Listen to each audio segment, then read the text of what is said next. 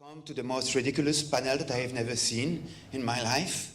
It's a panel on videos. You know, why can we talk about videos? We know how to make videos. So why should we spend 90 minutes speaking about videos? And we know they explain 10% of the learning gains.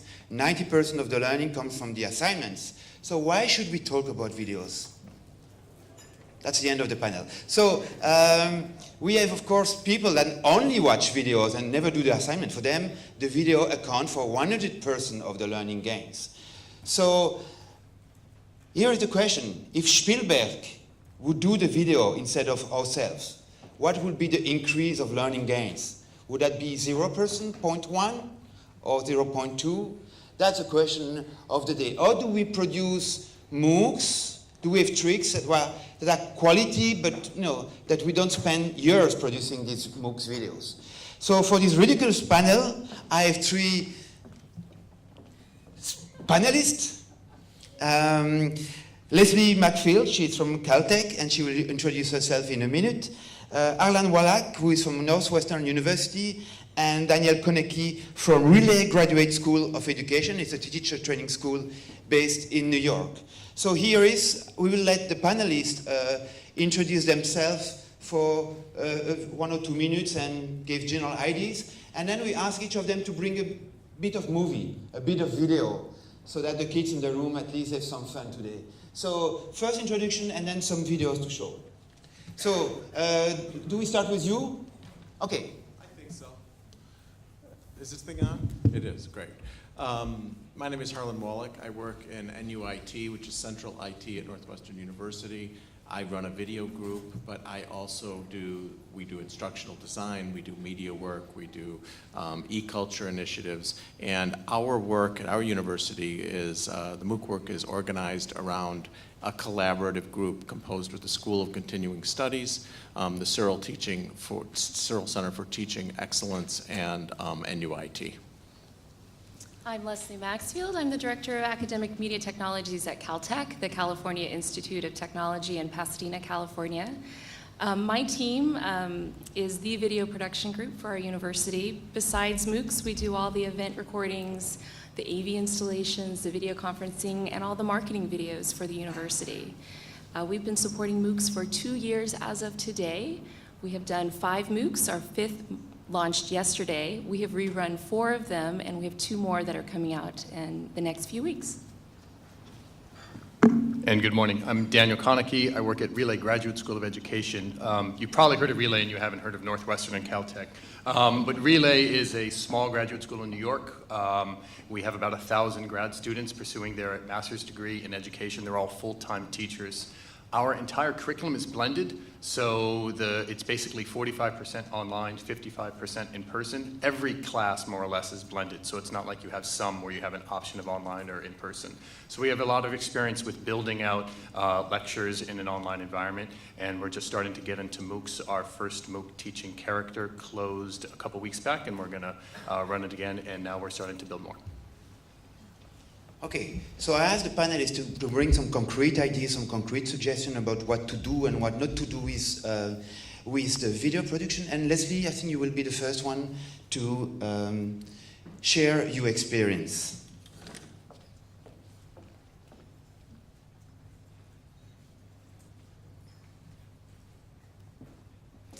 So I just have some simple things that I wish we had known before we got started, and some practical tips that hopefully make your production workflow more efficient and help you make great MOOC videos. So these are pretty basic, but I think it's good to hear and make sure it's part of your checklist.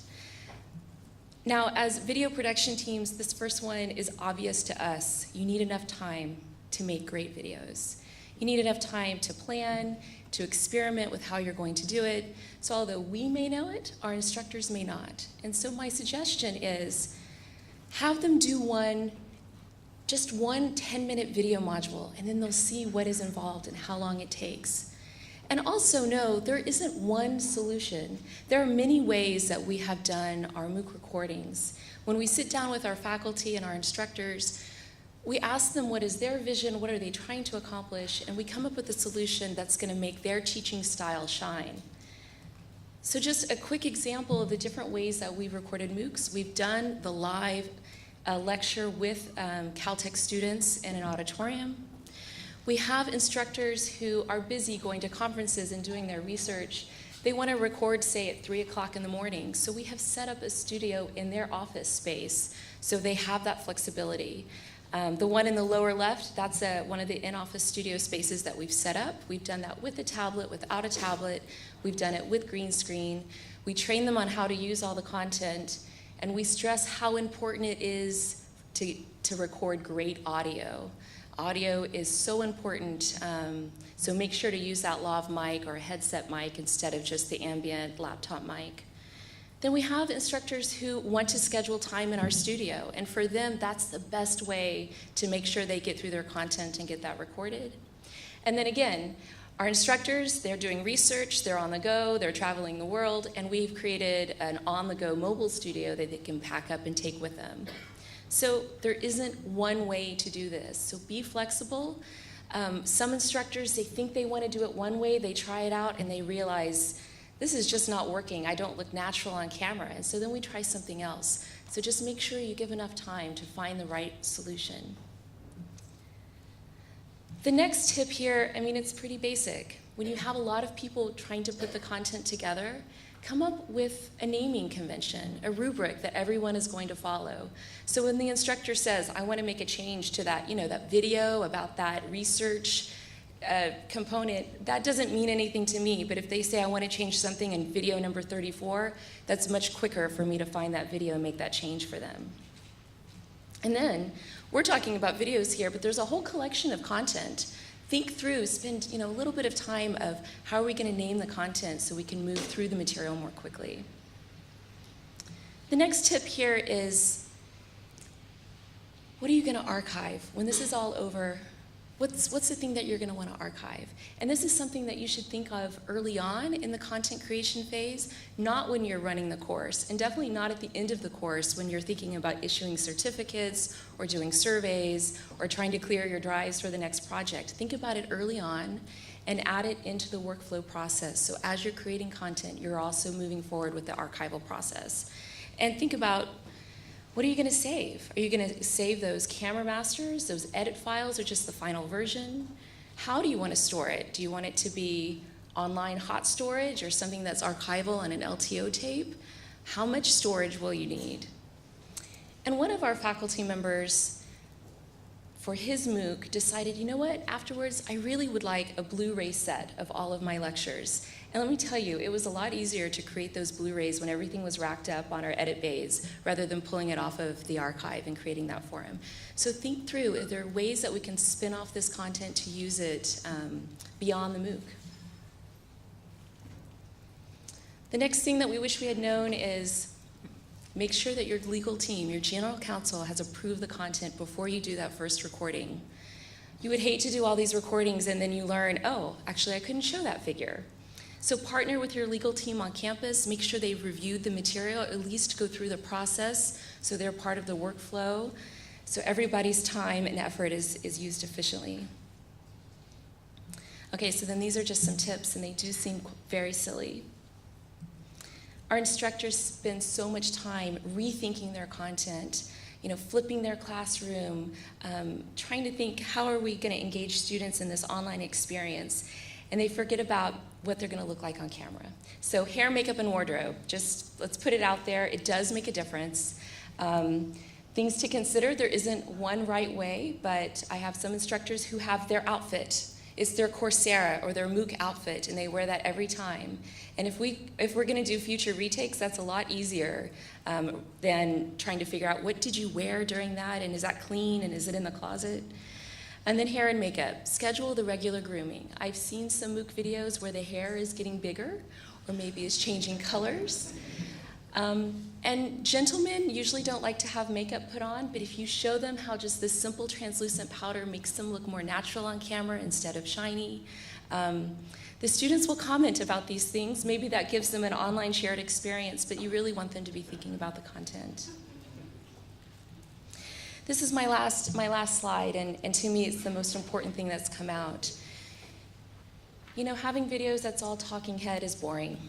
So try to include a sense of place in your MOOC videos. Maybe film in a location that's iconic to your university or historic. Maybe in a research facility. We are doing an astronomy MOOC that launched yesterday. Our instructor went up to the telescope. We gave him a kit. He recorded up there. He's adding that. It's, of course, relevant to his MOOC content. Maybe even shooting outside at your university or where you can see activity. We did this for some of our MOOCs, and our online students felt like they had been at our campus. If your alumni or friends of your university are taking MOOCs, they feel like they've been there, and that really adds to a shared experience or some personal connection that they're having while they're taking the MOOC. So that's all that I have. I'm going to pass it on to Dan.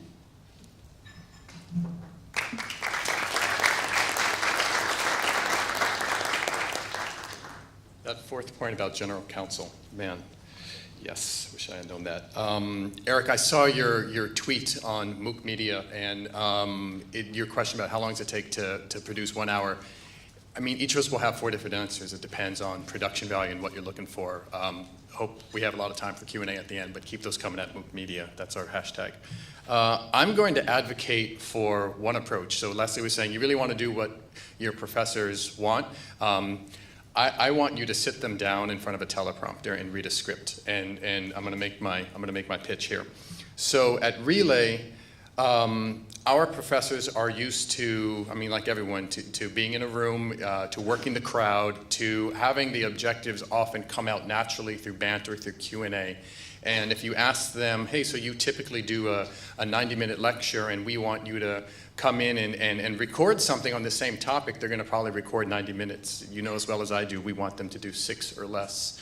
So in my role as Director of Online Development, I joke that I'm kind of the content midwife, that I help learn whatever the content is that the professor has, and then rewrite it in a broadcast-style script, go through an iterative process with them where they're telling me everything I did wrong, but through marking up what I did wrong, we're getting it right. And by the time the words are correct and they're put into the teleprompter, the professor on camera believes them. I mean, they've gone through it enough that they know that they're right. And they don't have to think as they're sitting there about, okay, is this really right? Should I say that students do this or teachers do that? They already believe the words, and they can then work on just delivering them in a clean and convincing manner. We film in classrooms. We're a graduate school of education, so we wanted the authenticity of the room to kind of come across. There's an element of chalk on your pants that, like, makes it feel like there's some credibility in there. And so we film in a classroom. We have a system to go. The easiest pitch you're ever going to make to a professor, don't worry team, there's no audio on purpose, is to say, hey, we want to take your class of 150 people and we want to turn it into a MOOC with 20,000. They're probably going to say, as was my case, great, come at 2 o'clock because I'm teaching the same content. And if you film something like this with a killer professor, you're going to be left with very bad audio and wondering what the red balloons are and the green balloons and why that guy left. And there's a sense of, man, I missed it. People think that you can record what happens in a room and make that online learning. This is killer content, but it's built for a brick and mortar classroom. You want to revision. You want to take the words and make them new and make them work for the new medium. And obviously that's on camera.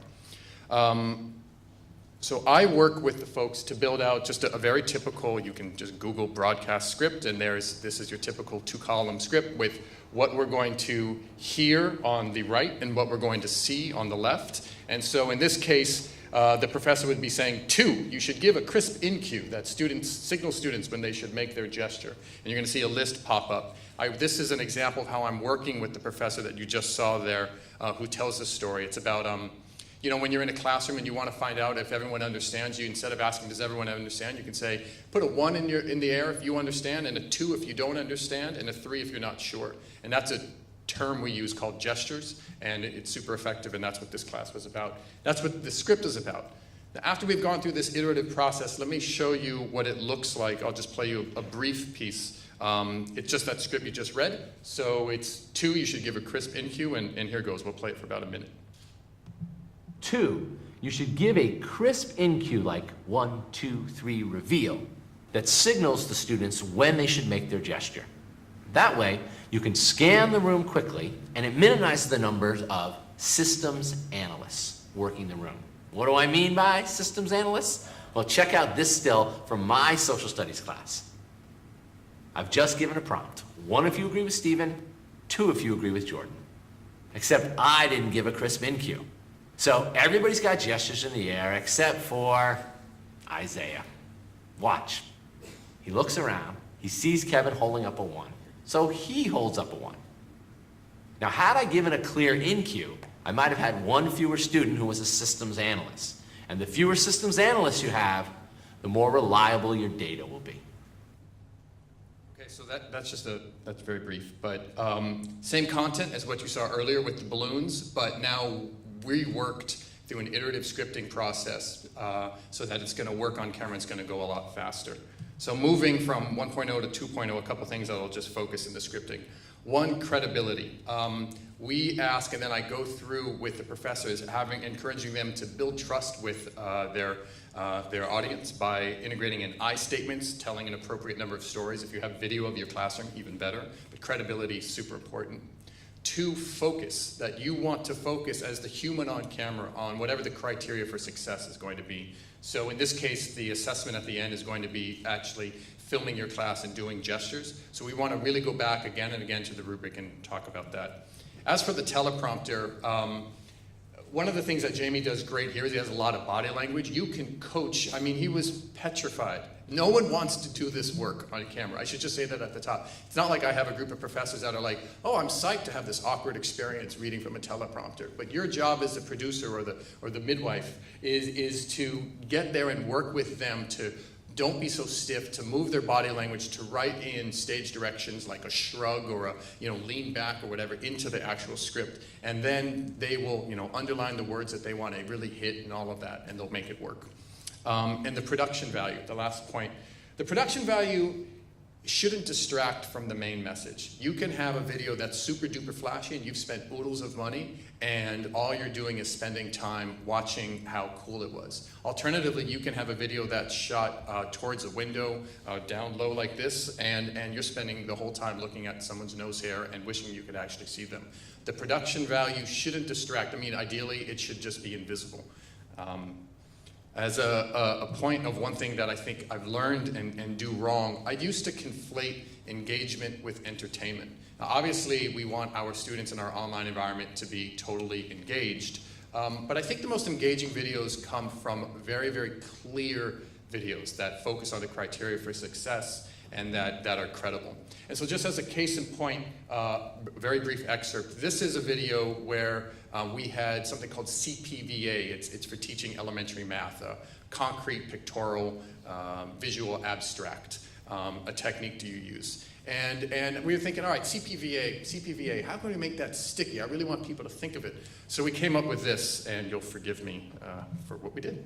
Today's session focuses on a super important methodology for teaching math and for reaching each student, no matter if they know their numbers or not. There's a catchy name for this methodology. It's an acronym you may have heard before.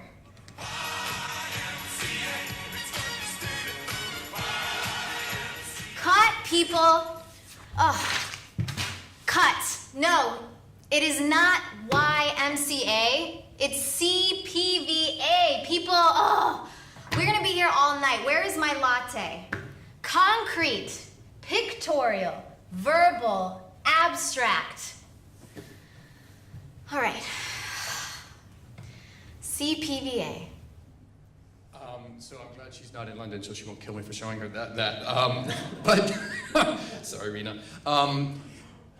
Don't conflate entertainment with engagement. The best recipe for engagement probably doesn't come from your passive video that you shot 3 months ago. It probably comes from everything else you're doing in the MOOC. But as far as the video is concerned, you want to make it really clear. You want to make it really crisp. An adult learner wants to know what they have to do. They're watching it on 1.5 anyway. You know that, right? And then they want to figure it out and they want to move forward and they want to get it done because they got a meal to feed their kids or they got to go to class. So a couple last tips and then I'll walk away. I would advocate for you using a 2-column broadcast style script. I would advocate for you engaging in an iterative writing process with your expert, with your professors. That's what I meant by midwifery. You're gonna work with them to take what they do in a room and you're gonna make it work in an online environment. When writing, I would emphasize expertise, a narrative. There is an arc to every class and to every semester, and the core message that you want to make sure people have. And then when editing, you want to make this as just nitty-gritty, but make sure that the host reads the script aloud, not in their head. If they read it aloud, they're going to start tracking the words that they would never say. Oh, I would never say that's an objective. I always say that's a classroom aim, and they'll cross it out. You want to make sure that the words, they believe the words when they're in the teleprompter. Your job is to kill words often, especially is. So if they write, in Algebra 1, we'll be typically dealing with, you can see how it ended up in number 3 with Algebra 1 deals with. Get rid of all the words that you can.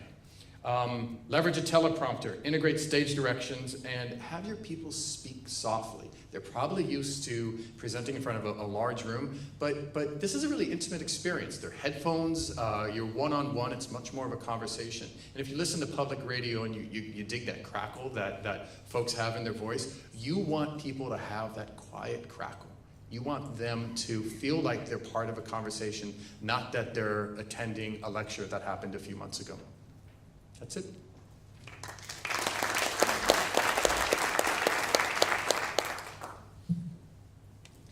Thank you, David. I will speak softly as well. In principle, the chair of the panel is not supposed to speak, but because the 3 panelists were American, I wanted to save this conference for Coursera and to have some European balance in the talks. So as I said at the beginning, we invest a lot of energy in producing this video, and sometimes we want to know if this is useful. I just focus on one trick, the semi-transparent hand. So the teacher is speaking on a tablet PC, and we capture the hand, and the students can follow the hand in semi-transparent way, whether it's a tablet or whether it's predefined slides, it doesn't change anything. It's a lot of work. You have to capture, you have a camera that films the teacher, another camera on the top that films the hands, subtract the background, then you have to make the hands semi-transparent. It's a way that if the hands cover the writing, the kids can still read the slides through the hand. It's a lot of work. Is that useful? You know, as I said, maybe we increase the quality of video by 50%, but increase the learning gain by 1%. So is that useful to spend all this time making the hand semi-transparent? And to know it, we use eye tracking technology. So we recorded people watching this video, and we could see if they follow the hand of the teacher. So you would see one extract from the MOOC of Martin Odersky on Scala programming. And at the beginning, you will see the eyes of one learner, and then you will see the eyes of more learner. So let's go. One student. You've seen in the last slide that function parameters come with their type. You see the pen? And this type is given and after the parameter name seems and to the follow colon quite is well. added. So you would write x colon double y colon The n. pen You of can the also teacher. give return type of a function that follows. Now let's see with 20 You've students. seen in the last slide that function parameters See when the come with their pen type. points out, And this type is given after the parameter name and a colon and the gaze concentrate on the point where the cursor is. Not all of them, but when he goes away, the gaze distribute. When he comes back, the gaze concentrate. Now for 40 students.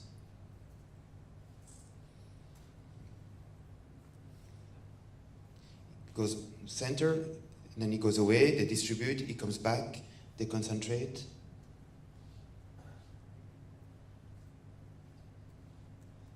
Now he's pointing. We have the voice to understand, because the eitic gesture is also pointing plus the voice. So apparently, yes, it seems useful. The gaze is following the eitic gesture of the teacher, but is that good for learning? That's a question. And it depends. These are the results. Vertically is learning gain, so how much they score at the post-test. And we compute what we call the with-me-ness. Are the students with me? Are they following me? As a teacher, you know when the students are with you, you have this feeling. In this online, what it means is, are they following the gaze of the gesture of the teacher? And you see here, the correlation is very weak. There is no correlation. If you just take the fact that they follow gestures, that does not predict learning. Why? Because we are attracted, our eyes are attracted by moving objects.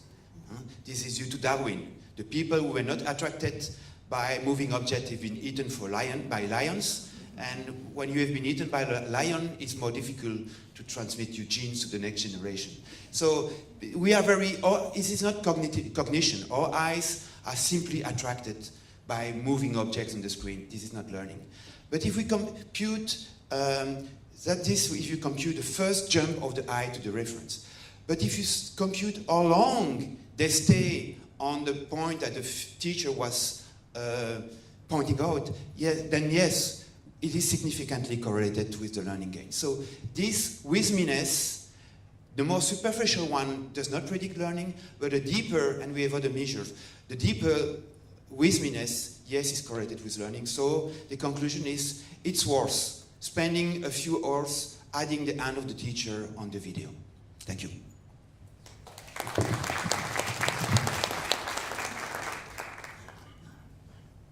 That was really great to see those. At Northwestern University now, we launched our first MOOC in September.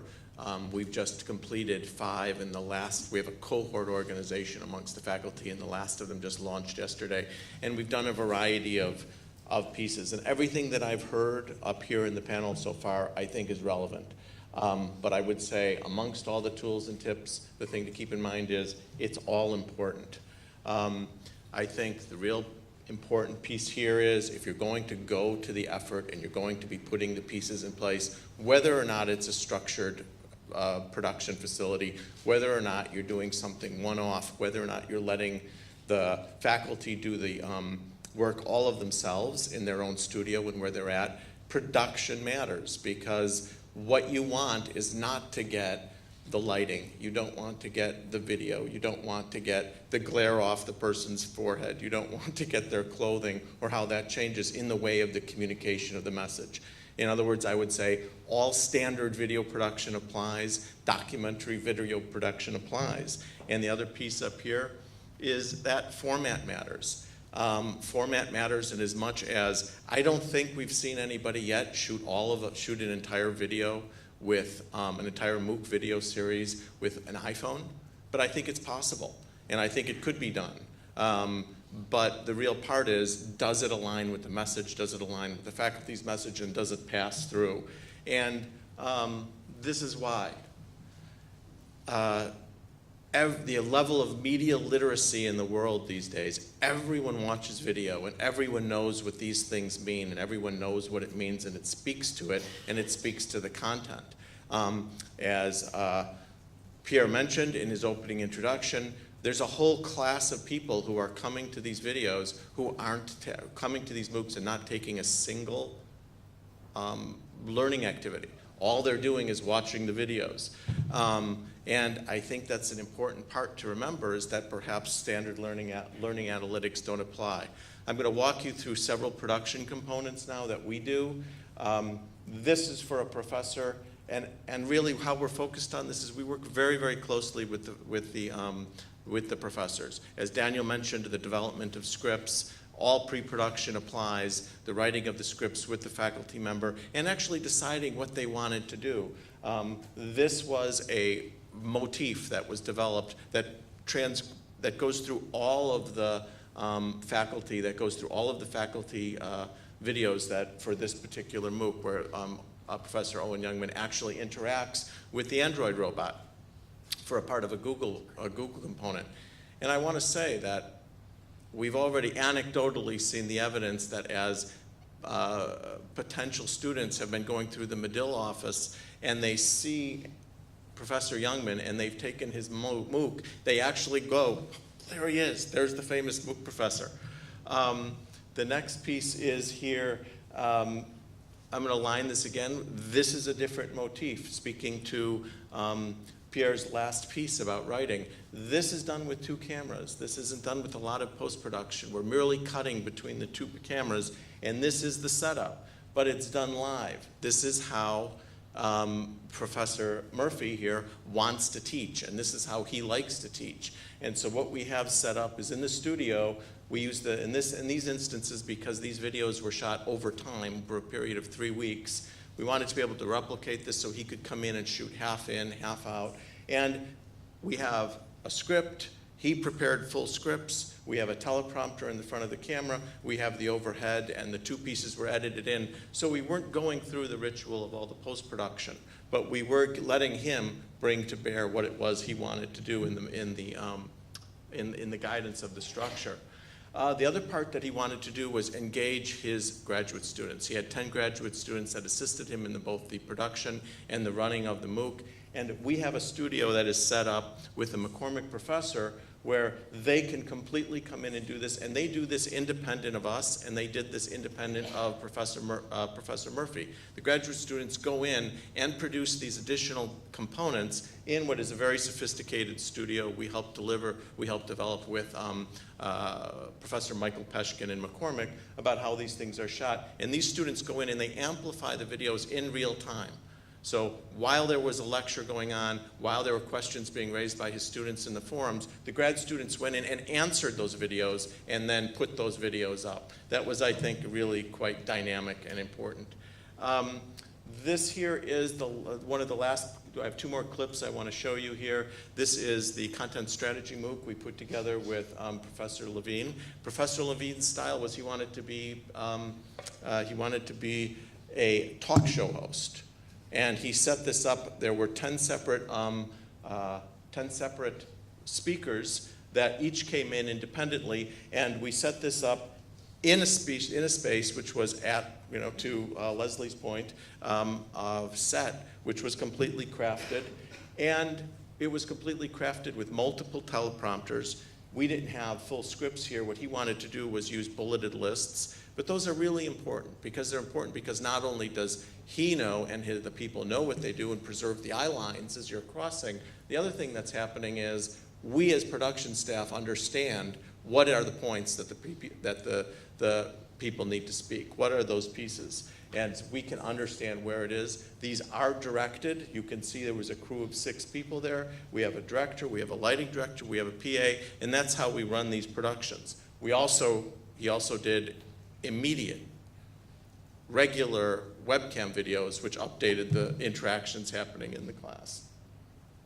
Lastly, this particular professor was interested in being sure that his points were being communicated, and there was a broad range of animation that was delivered to make these points. And he's speaking, he's talking, and we have these pieces in addition to jumping then into being able to actually see the professor and interact with this. One of the hallmarks of one of the things we've been proud of, at least within Northwestern to date, is the amount of engagement that the faculty have had, not just in the video production, but in the course running, in the forums, and these pieces like this. And I'll make the case, in opposition to Pierre's first statement, that I do believe the video matters. I do believe it's important.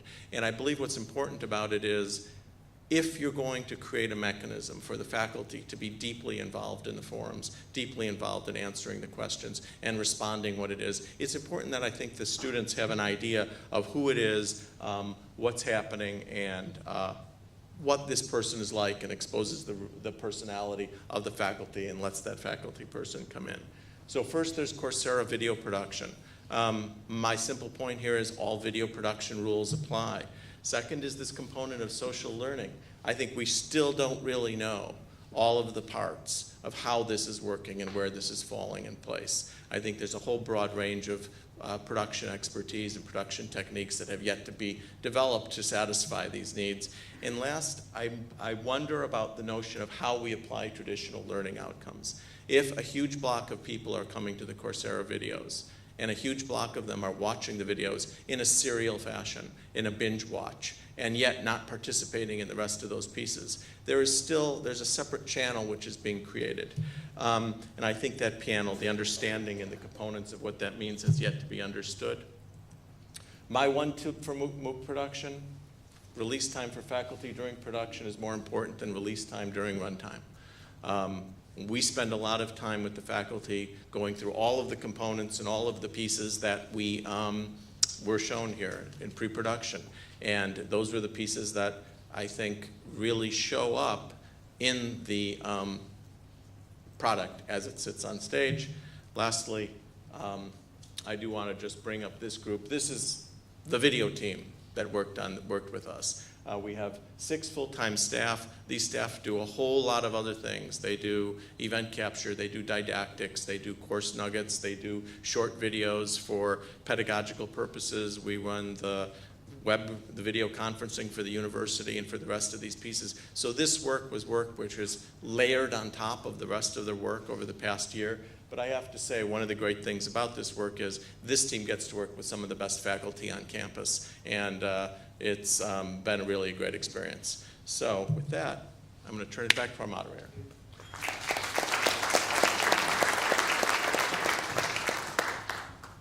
So I think we agree that the quality of video matters. But some of the bad videos really frighten you. Huh? Some of the MOOCs are terrible. But at some point the question is the cost-benefit ratio. We can always do better, but does it bring a lot? So maybe let me start with a very controversial point. 2 of the panelists use prompters. 2 of the panelists don't. I would like to ask in the room, prompters are a very controversial issue. For some people it's just great, for some people it's just too much. That's too much the TV-like. So in the room, can I ask who believe it's a good thing to introduce teleprompters in video lectures? Daniel, did you count? Okay, who believes it's a bad thing? Okay, so more positive about it. So, Gideon, you want to defend this? Is there a third category? No. Come on, Gideon, don't be so Dutch. So try to say yes or no. David, can you take the mic? So you can distribute when people ask questions. Maybe, Daniel, you could make a... So one of the fears is that if people follow a prompter, they will not be natural anymore. Is it a fear that you discuss, that you consider? Yes. Thank you. I mean, but I think the proof is in the pudding. Look at my guy in the bow tie. That professor was petrified. That professor had 5 hours to record his entire course. And we had 1 camera, and we weren't going to do cutaway shots because we set up in a 7th grade classroom in Newark. So we wanted them to be right, we wanted them to be accurate, and we trusted that we would bring the humanity back into an otherwise really stale read through coaching on how to act human. If you don't have that last part, it can be really awkward.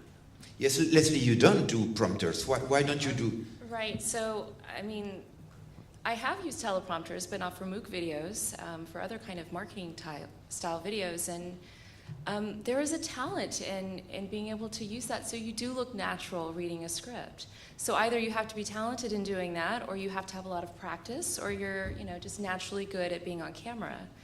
I'm totally open to our faculty or instructors using a teleprompter, so I don't think there is, again, one way of doing it. And I love what Dan says of, if you sit down with your instructor and you come up with a script and that's solid and they know that the content is there, and then they use the teleprompter to do a fantastic delivery, I'm all for that. Arlan, you wanted to say something? Sure. Yeah, I'm going to say that I think that there is the third approach too, which is it has to be representative of what the faculty want to do, but also we've had faculty already completely produce scripts, word-for-word scripts, and want to read the scripts, and then our director in the set has to direct them, make them lifelike, bring some, humanity to the robotic read, and work with them. But the other hand, we've had people who just have bulleted scripts, and in one case, we had a professor that liked mind mapping software and built, those animated sequences of graphics that come in and used that as their talking points. And I'm going to come down on the side of it's very valuable from the production side, because on the one hand, there's the cost of the performance and the manipulation up front, but if you have a faculty member who's coming in over a sequence of a few days and shooting many, many hours of video in 10-minute blocks, the cost of going back and re-editing and reshooting when they've dropped 2 or 3 points of a critical talk because of the sequence, because they were doing it out of their head for a lifelike performance, is a serious expense. It's a serious production cost. Comments in the room? Yeah? Yep. Hi, I'm Amy Bennett. I'm from the University of Pennsylvania, and we've done 30 MOOCs so far over the past 2 years. And we've done filming on location. We've used a green screen. We've done it in the faculty member's office. And we've done it both ways, and what we found is generally there's another thing you have to think about with Teleprompter, and that's the writing of the script takes a very, very, very long time. And so typically our faculty don't actually have the time if they're doing a 6, 8, even 12-week course to write that amount of script. The other thing too is we use green screen a lot because it gives the faculty member flexibility. So we have them project whatever talking points they want to talk to, and then in the end we can do whatever we want behind the scenes. So actually post-production is quicker and it's a less expensive part of the process. I will say though, we're doing a MOOC that has 6 different professors, each doing 1 hour, and they're boiling down topics such as criminal law into 1 hour. And so for that, we're doing a teleprompter and a script because you have to get every word right. You have to make sure you say what you want to say in that 1 hour. So, but generally speaking, I think there is a depends. But isn't it the case that the PowerPoint actually is used as a prompter? For those who have a well-established PowerPoint, they just follow the bullets. But I don't know, in our case, the teachers don't want to write script, like you top professor. No, they are the world expert in neuroschmutschputsch, so they come there and we are not going to play with them, you know. They close the door and they do their own business. They don't want us to script their teaching. So how do you convince them to work with you on the script? Yeah, Leslie and I were just talking about that. I mean, so one point that's important to make is that my graduate school formed only 5 years ago, 6 years ago. So we are new, and so we are still in the first process of trying to make a first generation of what this looks like in online. But I think the proof is really in the pudding. Again, when people see. The first idea was just to go record everything that we already are doing. You know, put a lot of mics in the room, and we're gonna not go big, but we're gonna think we're gonna go big on production. We've all watched the guy up at Harvard doing I forget what his name is, but doing the pieces with great production value in the room and audience, and you can hear everyone. But then they watch what we produce, and all they see is those balloons, and then they start to trust what we're saying, like we have to take our time to write. And to Amy's point, the scripting, the pre-production, totally agree. It is the longest part of the process. And if I wasn't there in my capacity to oftentimes rewrite or to come with a draft of a script that they cross 90% out and then fix, this would never happen in our way. But we've invested in someone who has I have a decent knack of broadcast writing, and so I can get it wrong enough that they will help me get it right. Questions from the room? I have a question about the audio, because we talk a lot about the image, but in our team, the quality of audio is very important. So I was a bit afraid when you go in the office of the teacher and there is reverberation, and do you manage to have good quality audio? Right. So we've known ever since web video came online in the 1990s that audio is crucial. The picture can look pixelated and overcompressed, but if the audio is good, they still feel like they've had a good experience. So we definitely stress, use the law of mic, turn off the air conditioning. No, we definitely assess the office space before we bless it as a good location. But yeah, it's crucial to use high quality mics. There is a question over there, David.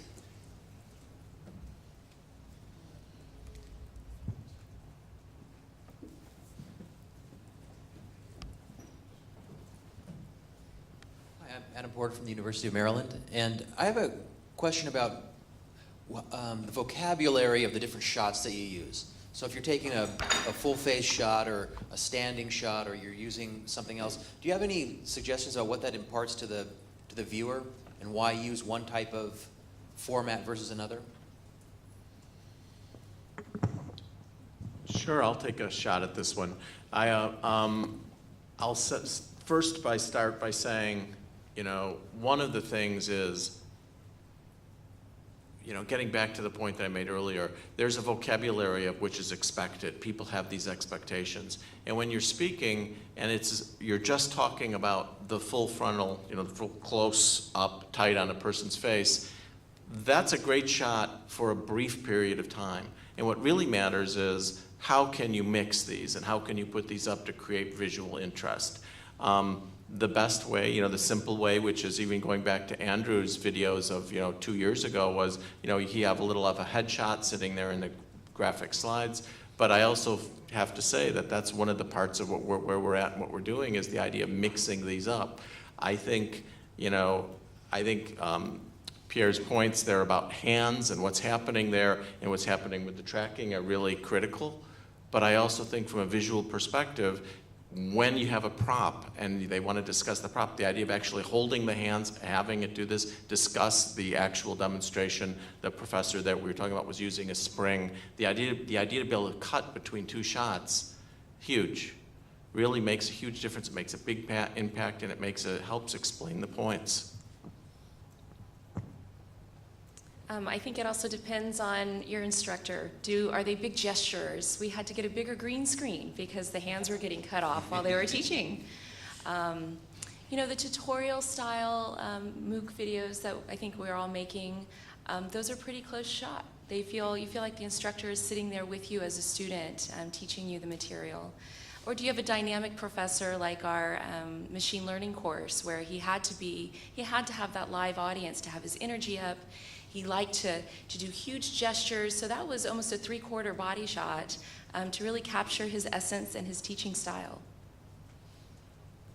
Thank you. There is 2 questions over there.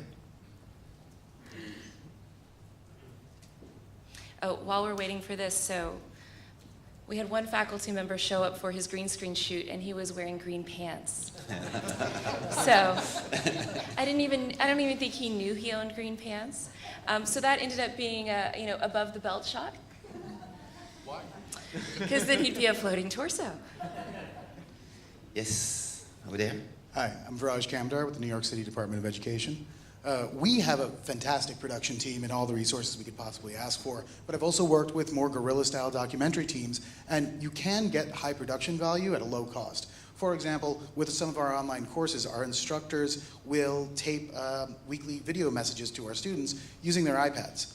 The camera will capture them quite well, but to get that good sound, we'll use the iPhone headphones, and it acts as a really great lapel mic and catches sound really, really well. As a solution to teleprompters, you can also put a teleprompter on your iPad, so you can put it right in front of your speaker. And what we have found is over-scripting for even the best teachers who are used to getting in front of huge audiences and talking every day, day in and day out, they get nervous in front of a camera. Giving them the time to do a couple of takes is always really useful. And sometimes for some people, a script is going to work. And for others, they want those bullet points. Let them have the bullet point, let them riff, because they are great speakers. Harness that. I have a point, and Amy mentioned this yesterday in her panel. Encourage your instructors, if they see something that they think would be great to include in their course, to film it right then. And there's this saying, and this goes not for MOOC videos, but for photography as well, the best camera is the one you have with you at the time that you need one. Just one point to Viraj, what you were saying. I think we're in an age of video innocence where authenticity totally trumps production value. We all watch anything from the 47% video or any great clip of something that's happened. Like, it doesn't matter if it's grainy. I mean, you said that thing about pixelation. As long as you can hear it, I tweeted that. As long as you can hear what the person is saying and the person has something to say, that you shouldn't be thinking that it has to look like a Spielberg movie. It doesn't have to look like a Spielberg movie. It has to be authentic. That credibility trumps production value. Thank you. Question on the back. Jack Matson, Penn State, we used walking videos around campus as a way to illustrate things, and I wonder if others have had that experience. It worked out well as long as there was quiet in the background. Working cameras, any experience, Woody Allen? Well, so we have done walk and talk videos, but not for MOOCs, and we use wireless lav to minimize the noise. We also make sure we record the wild sound so we can subtract that in post-production. But yes, automobiles are hard to take out sometimes. Yeah. That really does. We've shot the out in the field with doing the exact same piece there, and when you're doing that, one of the costs that gets raised is having somebody carry around a boom mic. And when you carry around a boom mic, you really can get really fantastic, great, precise audio no matter where you are. But there's the cost of actually having somebody additional who's a skilled operator, audio operator. There was a question there, here.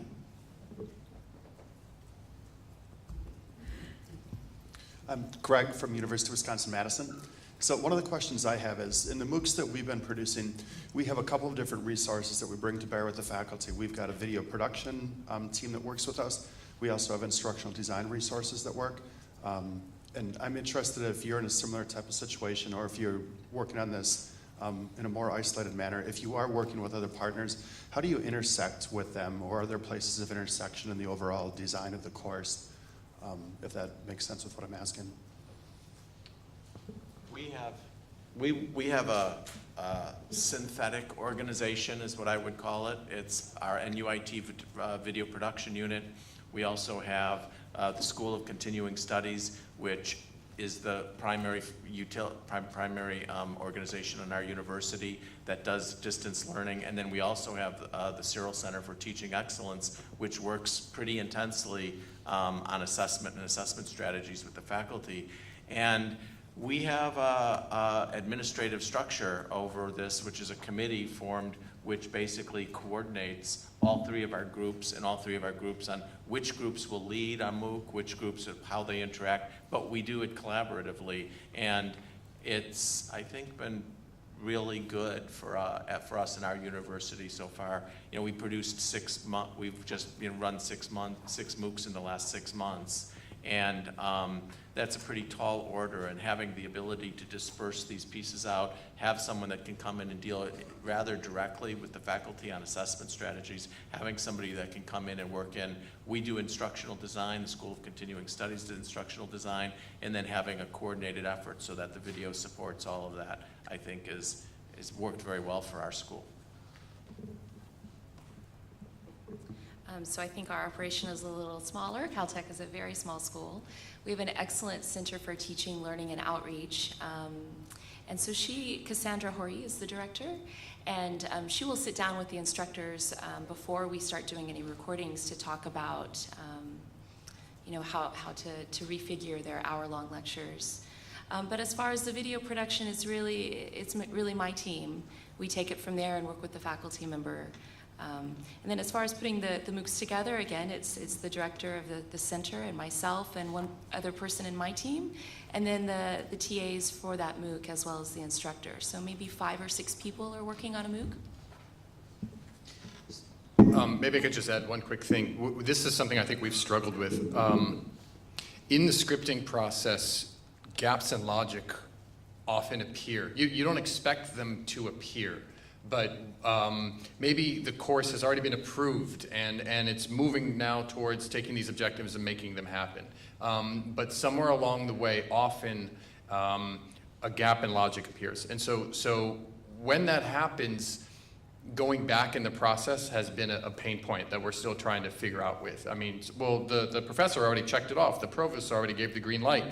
So do what the professor wants. But it might be not perfect, and so that's I'm just airing dirty laundry. That's a process we still haven't figured out. I have a question for Leslie, and then you will make a report on Twitter, okay? Leslie, one of our professors, we have 2 professors who teach with a tie in our university, and one of them is changing the tie every week. And it's a big story that the students have to predict the color of the tie from week to week. So I was a bit surprised when you said you want this shirt to stay in the studio, so the same teacher will always be there with the same shirt. But isn't it a bit sad? Right. So, Pierre, I'm right with you. We have an instructor who carefully would think out each week's worth of the wardrobe, and we were thrilled. And again, that does engage the online audience of, what's the theme this week? And that lets the instructor's personality come through. I totally support that. I offered that suggestion of a MOOC wardrobe just for efficiency of workflow for any future retakes. It's just a suggestion. Okay. So, Arlen, what's going on Twitter? Okay, we have a question from Farhat, and his question is, how do you limit your resources? Do you say no to any requests from faculty? So I'm going to let you guys answer it, then I'll follow up. So there are two kinds of limitation. One is, I don't know, in our case, they apply to make a MOOC. There is an editorial board which decides which MOOCs will be funded. But then during the production process, if they have a crazy idea, last week somebody proposed to rent an helicopter to go on Saigon in Vietnam and to capture the immensity of the city. So we have some budget limits. I don't know how you decide about it. So I love crazy ideas. I think that's where the new things come. I think that's where the creativity shines through our instructors. I'll give you an example. We're close to Hollywood. We've had TVs and movies filmed on our campus, and one of our MOOC instructors insisted that we shoot some of his modules in different locations for a particular TV show called Numbers. And I had a conversation with him that, we're going to be reaching a global audience. I don't really know if that's going to be meaningful, but we went with it. And the result was wonderful, and I'm so glad we moved forward with it, because that's where the online students felt like they were on campus. That's where we showed the different parts of campus. Crazy ideas are great. Now, if they're, on a helicopter somewhere, then we talk about budget and time. So that's also one reason why we have difficulties. Even this case, you had to go there, so you spend more time than in a studio. So when people ask us what is the real cost of a MOOC, it's very difficult to answer this question, because this MOOC still was more expensive than the teacher in his own room and so on. Daniel? Ours is a little different. It's a great question. I mean, generally, we're College of Ed, so a teacher might want to go to a school in Newark and maybe a school in Washington Heights, and they think that's crazy. So it's less. I would do all I can to have people be imaginative and think through different ways. I find that people don't understand the realm of the possible. They're thinking still about, how do I replicate? I spent years and years doing what I do in a seminar room. So I just want to replicate that. And then when we start thinking, well, you could actually have footage of your own teaching, we could do that. And so I have yet to say no, but not because we have really deep pockets. It's because we're still trying to understand the realm of the possible in this medium. Other question on Twitter? I'm going to answer that question about how we limit resources. At Northwestern, our MOOCs are centrally funded from the Provost office. This is a Provost initiative, and there is an application process to do it, but there is a defined budget, and there are defined budget lines which are within that budget. And we know, my production unit that we run, we know exactly what they cost on a per hour basis of production, not related to output. So we know what it costs to shoot an hour of video because we're a chargeback facility. And likewise, we know what the staff time for the School of Continuing Studies is, and we know what the staff time for the Searle Center is. And how we negotiate what they want to do and the length of what they want to do is based on how does the faculty member and the message the faculty member want to squeeze the balloon. Where does the balloon get squeezed and it expand in other ways, and where that's at. If the faculty member wants to do things within the course of the MOOC, like travel for the purpose of during runtime for meetups in foreign cities and things like that, that has to come out of another piece of the pie. We also have each of the schools are also co-funding to a small degree, and that's money that's usually outside of the central funding access. So travel and things like this, and where we're going. And again, this is part of what I think is the really interesting aspect of production across the board and how it fits in with Coursera, is because there's so much more that's at play from a strategic initiative than the university than standard learning objectives. So, Questions in the room? Back there. You pen in the corner.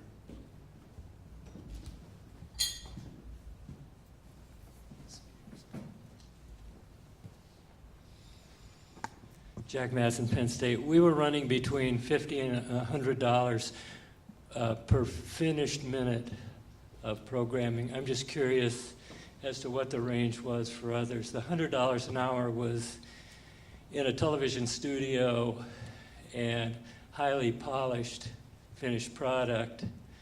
When we were outside the studio, it was running $25 to $50 per finished hour. Per finished minute, I should Oh yes, say. you said minute Per and hour. finished hour, Okay. per finished Minute. minute to get the highest possible quality.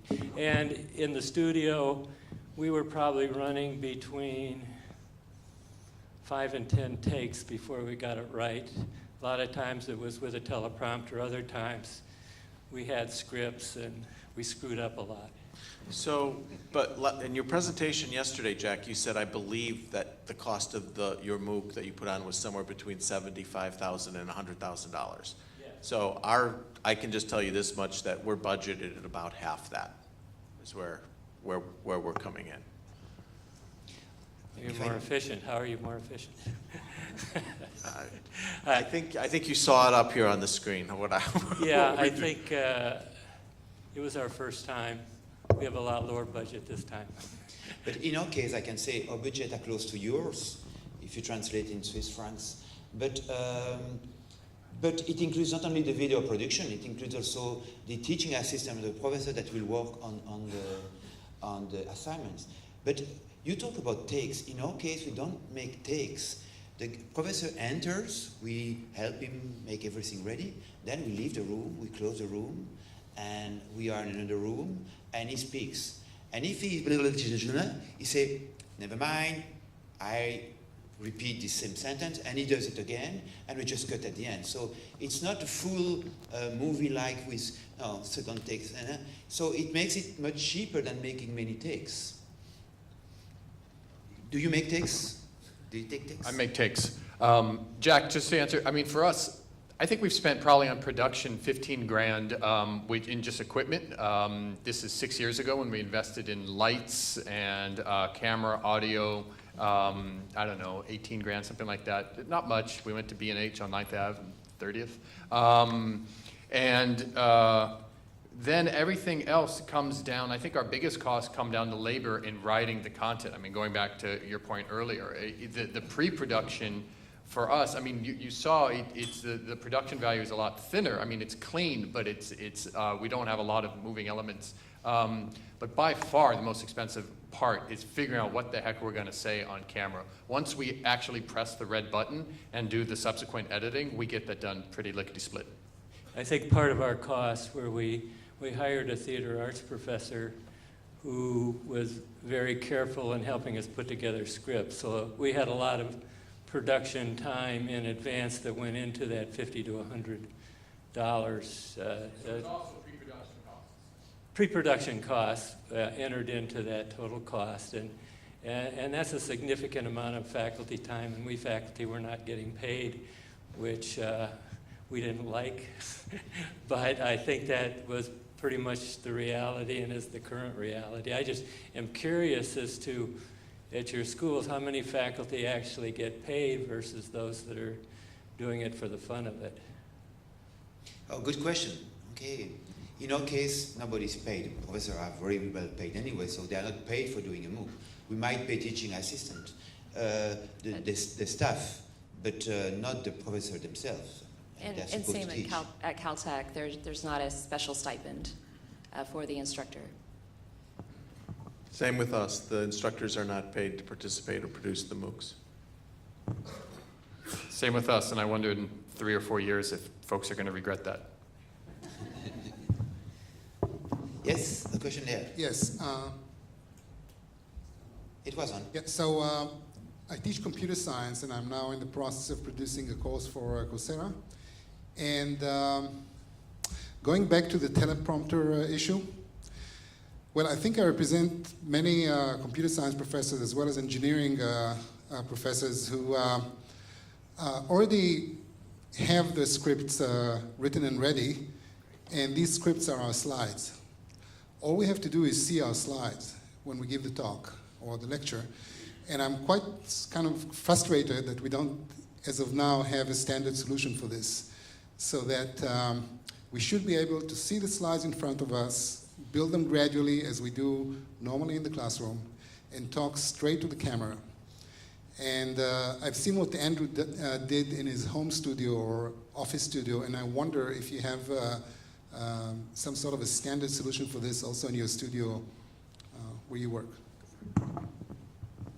Well, there's equipment out there that allows you to put your slides on an iPad and shoot right through a reflection into it, so you can see that if you want to do that. But I guess I want to raise a question for you. We've been doing distance education for a while, you know, at Northwestern, and for various modes. And we had one instructor who put up, not a MOOC, but put all of their lectures online, and we tracked whether they were. And one of the questions that came down, which is reinforced in the MOOC documentation, is the length of the videos. For instance, we had a professor who wanted to do, I teach for 90 minutes 3 times a week. I'm going to do a 90-minute lecture. And those 90-minute lectures were being seen and you know, reviewed online basically a very small number of times.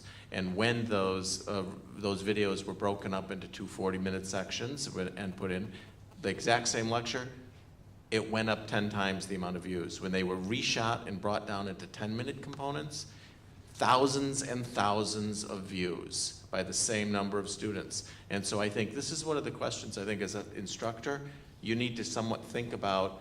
It's very difficult for me as a producer to sit there and say, I know your content. You're the content specialist. I'm not the content specialist. You have to be the one who guides the meeting. But I also want to say that there is evidence that how these things are done, how they're produced, and how they're produced affects how much they're used by the students. So I think you might want to respond, probably. Yes, it was. No? Yeah, well, I think these are 2 separate issues. Obviously, you have to cut it down to shorter video clips, and a continuous 90-minute lecture will not fly in a Coursera-like course.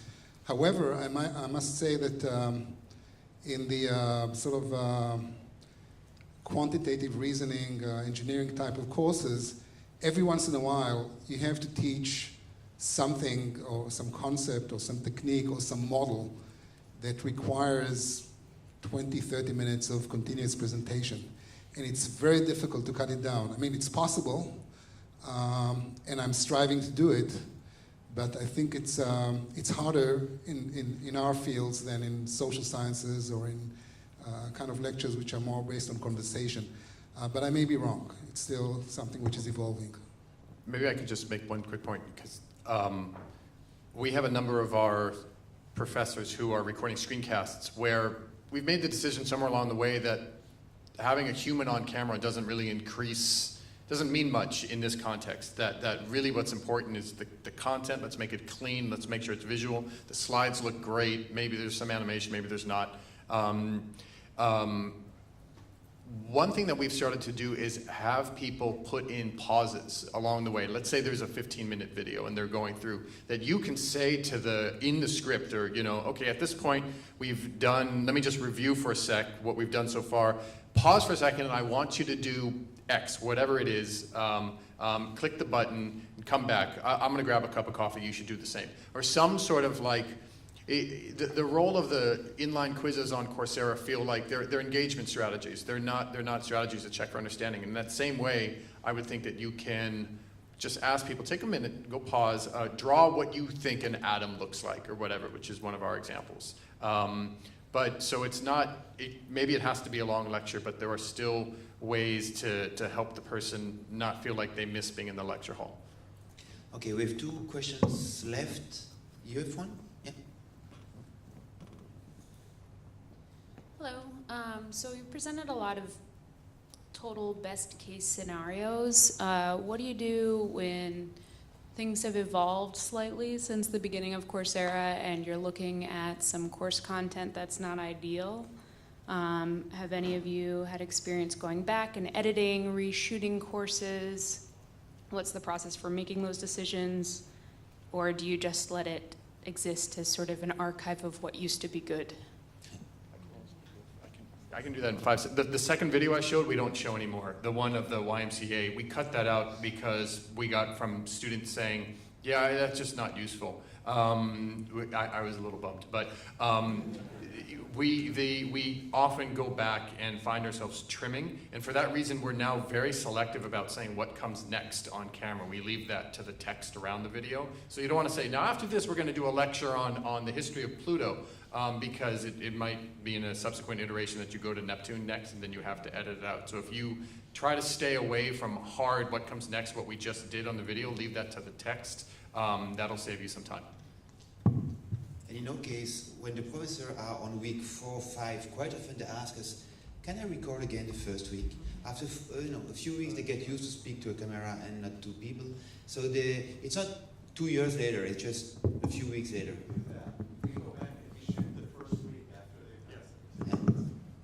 We don't reshoot the first week. It's in the can. But for reruns, we have had some updates, maybe some audio updates where unfortunately then you lose some sync in the video, but the professor maybe misspoke or maybe there's a change in the research and he wants to update that content without actually re-recording the video. And so we'll go back in and we'll update the audio and then post it for the rerun. We also learned that it's probably not good to date your slides unless it's more of an archival reason. So then when we're rerunning it, there's not that issue of, well, today it's April 1st, 2014. Now we're going to do Unit 2, Lecture 1.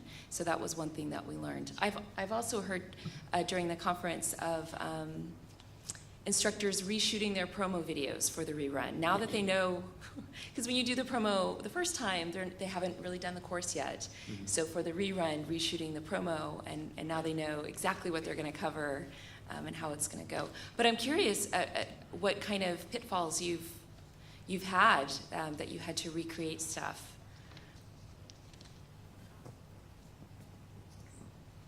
Early on, there was a lot of self-recording and, by I think laptop cameras in offices before we had sort of a production protocol and best practices guidelines and trying to use the scripting, trying to use good lighting, all of those important things. And those are important. So I would say, yes, re-record those few weeks for longevity and rerunning sake. Okay, that will be the final word. I would like to thank very much the panelists and enjoy the rest of the conference.